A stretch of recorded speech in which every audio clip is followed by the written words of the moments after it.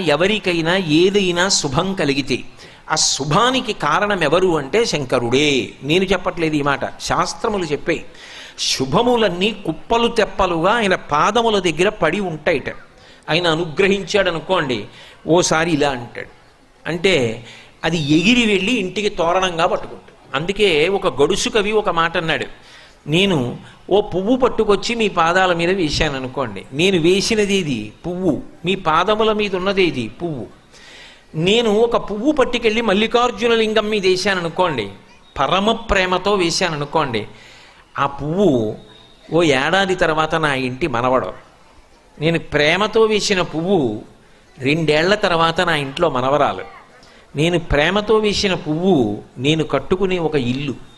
నేను వేసిన పువ్వు నాలో కలిగేటటువంటి భక్తి. నేను వేసిన పువ్వు ఏ వయస్సులో నాకు రావాలో ఆ వయసులో